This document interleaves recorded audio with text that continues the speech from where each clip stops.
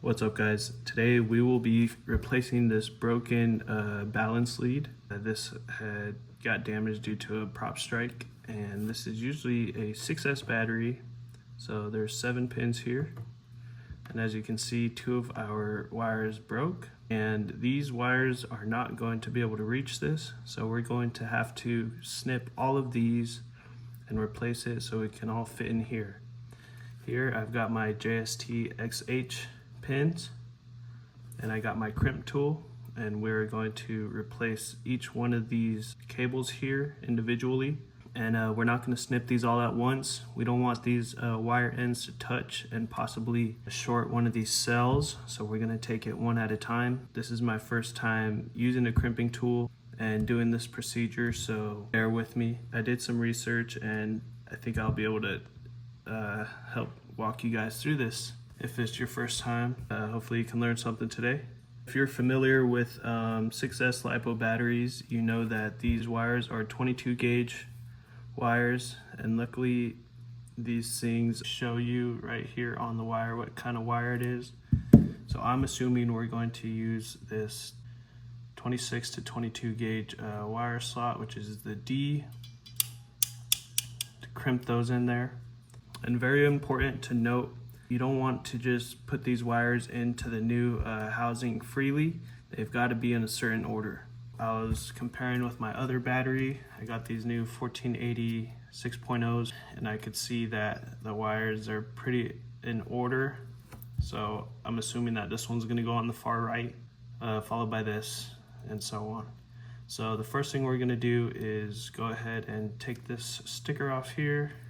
I've got a electrical tape here just to keep it protected, and you can see we have a lot of wire exposed here.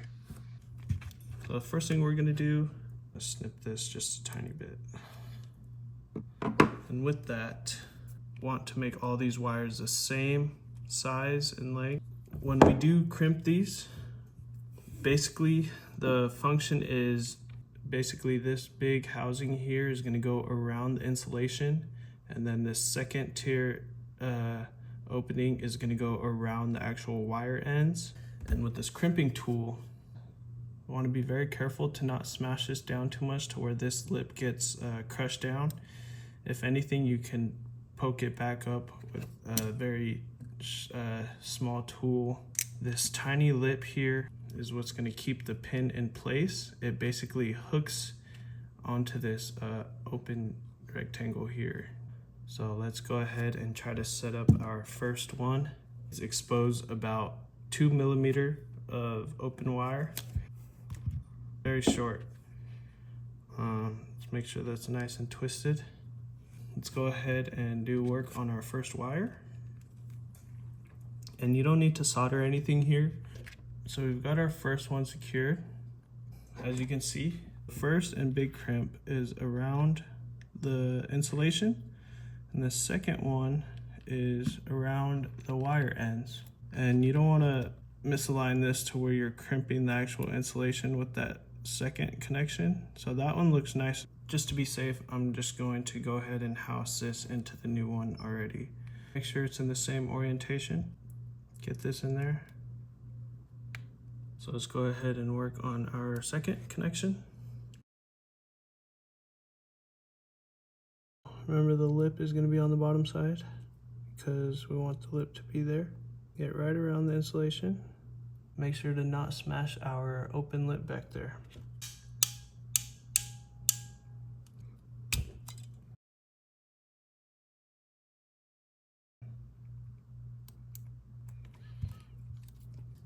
Make it a little more.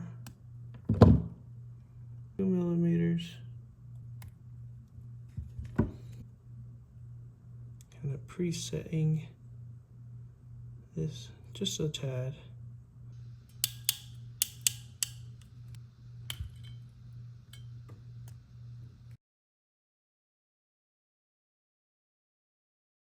I'm gonna throw this in. Check the other side. It is nice and secured in there.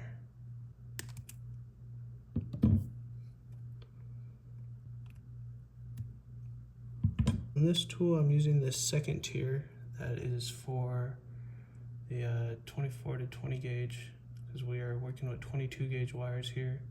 26 one was a little too big.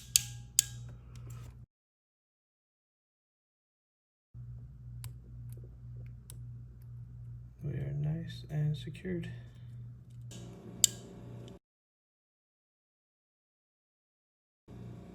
And we are 5 wires in, just 2 more cables to go. I don't want to snip it too much. Snipped.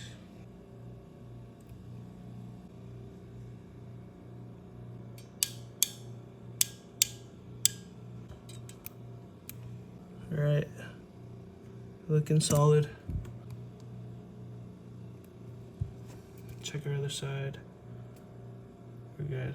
Last and final wire here. Let's go.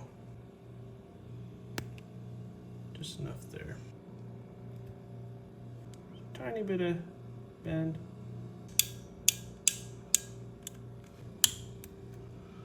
All right.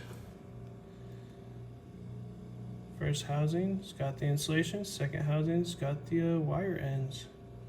Lip still in use. Now let's go ahead and plug in our last one. All right. A little bit of uneven wires here causing this, but it shouldn't be a problem. Now let's go ahead and make sure our battery works. Checking each individual cell here. They are all in line. Let's go. It's an old one. Back in business. All right, guys, if you don't have a cell checker, you can also use a multimeter. So I'm gonna show you guys how to use this. We're gonna check our DC voltage here, and using the 6S battery, you know it's more than 20 volts. So to get the full reading, I'm gonna switch it to 200. We're gonna use our black cord and put it in the barrel. Our far right one's going to be the ground cable, so it's not going to have a reading. All right, second one, we've got a reading of 3.7, and then these are going to add up, so it's going to be a continuation. So this is going to be whatever 3.7 plus whatever it is going to be 7.5. Take the next one, 11.2, next one, 15, next one, 18.8. The last one, we're about 22.5. So that tells you that our cells, our wires are in the correct order, and it's adding up continually. If you had these wires switched, I'm not sure if it'll even show a smaller number at the end or if it's just going to give you a 0. But yeah, so that way you know that you can use this safely on your drone and you can balance charge these safely. So we're good to go. Now I'm gonna go ahead and throw this thing into storage charge, and we're going to yeah, just monitor it and make sure it doesn't puff up on us or do anything, you know, abnormal. So I think we are back in business with this battery, and thank you guys for watching the video. If you have any questions or concerns, just let me know in the comments section and I'll be sure to get back to you. Thank you.